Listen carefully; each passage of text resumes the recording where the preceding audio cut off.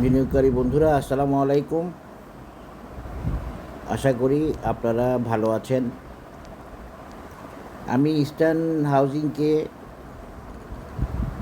বিশেষ সিলেকশনে রাখছিলাম, আপনাদের মনে আছে হয়তো, এবং ইস্টার্ন হাউজিংয়ের অ্যানালিসিস দিয়ে রাখছিলাম। আজকে শেয়ারটির আমি আপডেট দিব। শেয়ারটির অ্যানালিসিসটা আমার খেয়াল নেই, আমি সেটা না দেখেই দিচ্ছি। ইস্টার্ন হাউজিং ভালো করবে, অনেক আগে থেকে বলে রাখছি। তার রোড ক্লিন আছে, তবে ওই কারেকশানের মধ্যে দিয়ে যাবে। এখন যেভাবে যাচ্ছে, হাই আপ, আবার হাই, আবার সাইডওয়ে, আবার হাই, এভাবে যাবে। কিন্তু সে টার্গেট মিট করবে বা ভালো করবে। তাকে বিভিন্ন ম্যানেজমেন্টের মধ্যে দিয়ে যেতে হচ্ছে। টেকনিক্যাল অ্যানালিসিসের মুভমেন্ট হলো ম্যানেজমেন্ট। বিভিন্ন কিছুকে ম্যানেজ করে প্রাইসকে যেতে হয়। হ্যাঁ, এইটাই হলো কথা। তো বিভিন্ন কিছুকে ম্যানেজ করে প্রাইসকে যেতে হয়। সেক্ষেত্রে প্রাইসের টাইম লাগবে, কারেকশান হইতে হবে, ভলিউম, ভোলাটিলিটি ইত্যাদির কারেকশান হইতে হবে। এখন ইস্টার্ন হাউজিং আমরা ডে চার্টে দেখতে পাচ্ছি ইস্টার্ন হাউজিং একটু সমস্যায় আছে। এই জন্য সে প্রাইস ছেড়ে দিছে এবং বেশি উঠে নাই। ডে চার্ট বলতেছি, মান্থলি চার্টে। তো ইস্টার্ন হাউজিং এই জায়গায় একটা কারেকশান হবে, এই জায়গায় একটু সময় নিতে পারে। যেটা আগে নেয় নেয় এটা এবার নিতে পারে। ইস্টার্ন হাউজিং এই জায়গায় একটু সময় নিতে পারে। এই শেয়ারটাতেও অপেক্ষা করলে অনেক ভালো আছে। যারা অপেক্ষা করতেছেন, যারা এই শেয়ারটি হোল্ড করছেন এবং যারা নিতে চাইতেছেন, তাদের জন্যই আমার এই অ্যানালিসিস।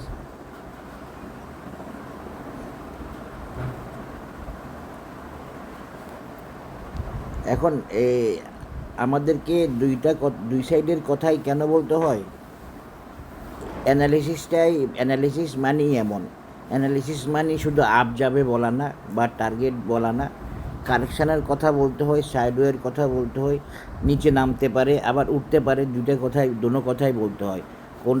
কোনটার সম্ভাবনা বেশি সেটার কথা বলতে হয়। আমি মাঝে মাঝে এই জন্য আপনাদেরকে পার্সেন্টেজ দিয়ে বলি, কারণ এখানে তো কোনো সরাসরি কোনো নির্দেশনা নাই যে আমি যাচ্ছি উপরে টার্গেটে। এখানে সব কিছু মিলিয়ে একটা কম্বাইন্ড, একটা কালেকটিভ, একটা সিনক্রোনাইজড সিদ্ধান্ত নিয়ে কথা বলতে হয়। এখন দেখেন ইস্টার্ন হাউজিং কিন্তু আমরা যদি এখান থেকে মেজারমেন্ট নিই, তাইলে হয়তো বা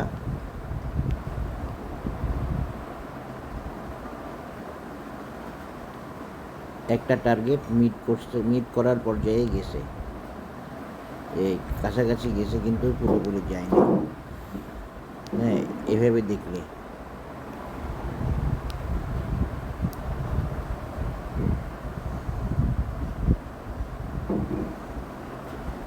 তা আমার টার্গেট এটা ছিল কি না আমি জানি না, আমি দেখি নাই অবশ্য।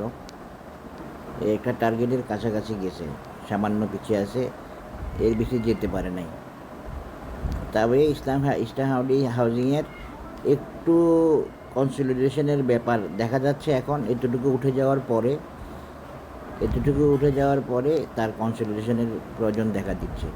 ইস্টার্ন হাউজিং ওই মেজারমেন্টটাকে ওকে না করলেও এই মেজারমেন্টটাকে মনে হয় ওকে করছে।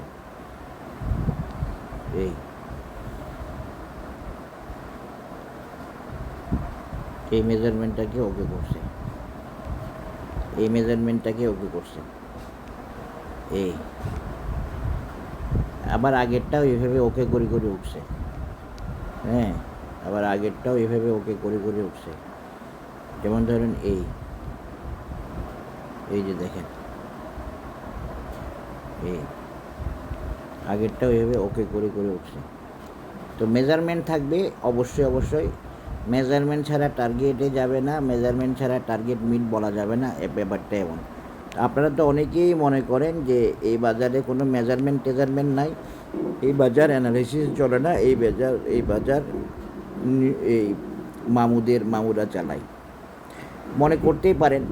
তবে অ্যানালিসিস দেখে যদি মিল পান, ওকে হতে দেখেন, টার্গেটে যাই দেখেন, মেজারমেন্টে মিলে দেখেন, চার্ট ওকে হতে দেখেন, তাহলে অবশ্যই আপনাদের ধারণায় চেঞ্জ আসতে বাধ্য। এখন দেখেন ইস্টার্ন হাউজিং ওইদিকে না গেলেও এইখান দিয়ে ওর একটা টার্গেট মিট করছে শর্ট টার্ম, এই টার্গেট মিট করে সে কারেকশানে আসছে। এখন আমি যেটা দেখতে পাচ্ছি ইস্টার্ন হাউজিংয়ে একটা কনসলিডেশনের প্রয়োজন হয়েছে বা হবে, এই কারণে ইস্টার্ন হাউজিং এবার বেশি কারেকশান হয়েছে।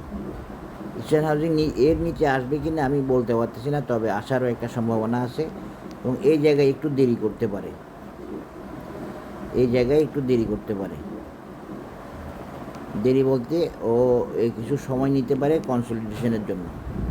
জায়গাটা কোনটা? এটা। এই সময় নেওয়ার পরে কিন্তু সে আবারও ভালো করবে এবং যথেষ্ট ভালো করবে, সেটা আমি দেখা দিই। এই জায়গায় একটু সময় নিতে পারে eastern housing. Eastern housing investment করার মতো শেয়ার, আমি ইনভেস্টেড আইটেম হিসেবে ইস্টার্ন হাউজিংয়ে রাখছিলাম। যারা আমার সাথে আগে থেকে আছেন ওনারা জানেন। এই জায়গায় একটু দেরি করার সম্ভাবনা আছে, এই জায়গায় একটু বেশি কারেকশান হওয়ার সম্ভাবনা আছে, যেহেতু কনসলিডেশনটা শেষ হয় না এখন দেখা যাচ্ছে। কনসলিডেশনটা যদি এই মাসে শেষ হয়ে যায় তাহলে আগামী মাস থেকে ভালো করবে, এরকম হলে ব্যাপারটা। কনসলিডেশনটা দেখে বলতে হয়, মেজারমেন্ট দেওয়া যায় না বা টাইম এখানে বোঝা যায় না। এখন সে একটা সাপোর্ট লেভেলে আসছে, ঠিক আছে, যদি উঠে তো ভালো, না হলে একটু কনসলিডেশনের প্রয়োজন আছে এবং এই কনসলিডেশনের প্রয়োজনে সে এতটুকু নিচে নেমে আসছে। আগের বার কিন্তু এত নিচে নামে নাই, আগের মুভমেন্টে এখানে আগের শর্ট মুভমেন্টে এত নিচে নামে নাই, এখানে নামছে। আর একটু নিচে নামতে পারে এবং একটু সাইডওয়ে বা এইখানে একটু সময় নিতে পারে correction purpose or consolidation purpose. এরপরে সে আবার উঠে আসবে এবং উঠে আসলে সে কি করতে পারে, আগে আমি যে অ্যানালিসিসটা দিছি সেটা ভ্যালিড থাকবে, সেটা অনুযায়ী বলতে পারি, আবার দেখাতে পারি। সেটা আমার মনে নাই কি দিছিলাম, আগের অ্যানালিসিসের কথাটা মনে নেই, আপনারা দেখিয়ে নিন। তবে আমি মনে করতেছি অন্তত ইস্টার্ন হাউজিং এই কারেকশানটা শেষ করে এই মুভমেন্টটার ক্ষেত্রে সে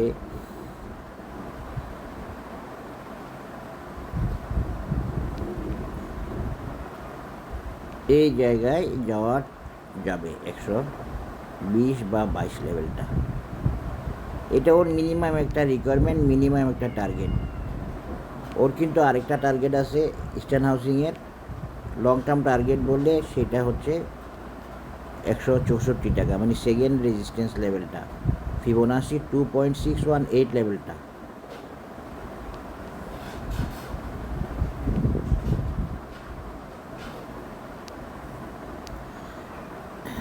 এই হলো অবস্থা, এই হলো আপডেট। এই দুটোটা রেজিস্ট্যান্স এখনও ইস্টার্ন হাউজিংয়ের জন্য ভ্যালিড আছে। 124, 121 বা 122 হতে পারে, এই 122 এবং 166, এটা এই দুইটা টার্গেটও ইস্টার্ন হাউজিংয়ের জন্য ভ্যালিড আছে, ভ্যালিড থাকবে। মানে ইস্টার্ন হাউজিংয়ের টার্গেট দোনোটা ভ্যালিড, এই 121 ভ্যালিড, 121 শর্ট টার্ম টার্গেট বলতে পারেন এবং লং টার্ম টার্গেট হিসাবে এটাকে বলতে পারেন। আমি আরেকটা কথা বলি আপনাদেরকে, ইস্টার্ন হাউজিংয়ে মূলত বড় সমস্যা নাই। এই টার্গেটটা মিট করে সে কারেকশান হয়েছে, মুভিং অ্যাভারেজ কমাইছে এবং কনসলিডেশন শেষ করার জন্য। ইস্টার্ন হাউজিংয়ে বড় বাধা নেই, শুধু একটা জায়গায় কনসলিডেশনের প্রবলেম আছে, তৈরি হয়েছে, যেটা এটা আগে ছিল না, এটা এখন তৈরি হয়েছে এবং এটা সে নিজে ম্যানেজ করবে। এটা ম্যানেজ করতে যতটুকু সময় লাগে, এটা ম্যানেজ করে সে সময় ওকে করে ফেললে সে অবশ্যই এই দিকে যাওয়ার চেষ্টা করবে। 121 এবং 166, এটাও কিন্তু ওর টার্গেট। 166 টার্গেটটা একটু দেখাই দিই আপনাদেরকে উইকলি চার্ট দিয়ে, দেখেন মিলে যাবে, নানানভাবে অ্যানালিসিস মিলবে, মেজারমেন্ট মিলবে, আর মেজারমেন্ট মিললে আপনাকে বলতে হবে যে হ্যাঁ অ্যানালিসিস ওকে। এই যে দেখেন মিলছে, দেখলে বুঝতে পারি, এই জন্য বলছি আর কি। এটা ইস্টার্ন হাউজিংয়ের একটা প্রমাণিত রেজিস্ট্যান্স বা টার্গেট। আমি যদি এখন এখান থেকে ড্র করি তাহলে কি হয়, একই জিনিস বলবে, দেখবেন এগুলো হলো ফিবোনাসি মেজারমেন্ট, যেখানে আপনি পাবেন একুরেসি। তার মানে আমার এই মেজারমেন্টটা বা এই অ্যানালিসিসটা ওকে আছে। এখন মেজারমেন্ট বা অ্যানালিসিস ওকে থাকলে কি একটা শেয়ার সেখানে যাওয়ার কনফার্মেশন দেয়? দেয় না। অনেক কিছু ওকে হয়ে শেয়ারটা উঠার কনফার্মেশন দেয়। মেজারমেন্ট বা অ্যানালিসিস ওকে হওয়া মানে একটা অ্যানালিসিস ওকে অ্যানালিসিস শেয়ার করা, যে এটা মেজারমেন্টগত গ্রামাটিক্যালি ওকে আছে, কিন্তু প্রাইস তো অ্যানালিস্ট নিবে না, এই এক্সপার্টরা নিবে না, প্রাইস নিবে মার্কেটে। মার্কেট যদি সব সাপোর্ট পায় তাহলে মার্কেট যাবে এবং সেই লেভেলে যাবে। ধরেন ফান্ডামেন্টাল কোনো প্রবলেম হয়ে গেল ইস্টার্ন হাউজিংয়ের, কথার কথা, বা অন্য কোনো নেগেটিভ নিউজ আসলো, দেশের অর্থনীতি খারাপ হলো, বিভিন্ন কারণে না যেতে পারে। এই জন্য অ্যানালিসিস ওকে হওয়া মানে টার্গেটে গেলে অ্যানালিসিস ওকে হওয়া এক জিনিস, আর okay analysis well measured, well calculated, perfect analysis হওয়াটা ভিন্ন জিনিস। এটা আপনারা একটু বোঝার চেষ্টা করবেন। এবং অ্যানালিস্ট তো প্রাইস করে না, অ্যানালিসিস তো প্রাইসকে নিয়ে যান। অ্যানালিসিস তার বিচক্ষণতা থেকে, তার অভিজ্ঞতা থেকে, তার এক্সপার্টাইজ থেকে সে দেওয়ার চেষ্টা করে একটা মেজারমেন্ট বা একটা চার্ট, একটা টার্গেট, একটা টাইম অ্যানালিসিস ইত্যাদি। আশা করি বুঝতে পেরেছেন। আর এইখানে যাওয়ার মাধ্যমে ইস্টার্ন হাউজিং একটা ছোটোখাটো একটা রাউন্ডিং বটম প্যাটার্ন কমপ্লাই করবে। তার মানে আপনারা ধরে নেন যে এটা একটা কনফার্ম শর্ট হতে যাচ্ছে বা হতে পারে, কারণ it's a rounding bottom pattern. Rounding bottom প্যাটার্নের সাকসেস রেট হাইয়েস্ট লেভেলে। আশা করি বুঝতে পারছেন। এটা হচ্ছে ইস্টার্ন হাউজিংয়ের নতুন অ্যানালিসিস। তবে একটু সময় লাগতে পারে কিছুদিন, তারপরে আবার সে মুভ করার চেষ্টা করবে। সময় নাও লাগতে পারে, যদি তার এই কনসলিডেশনের নেসেসিটিটি কাভার হয়ে যায় তাহলে সে উঠে আসবে, এবং উঠে আসার জন্য সে প্রাইস ছাড়ছে, নামছে যেটা এখন সেটা উঠে আসার জন্য। আশা করি বুঝতে পেরেছেন। সবাই ভালো থাকবেন, ধন্যবাদ, আল্লাহ হাফেজ।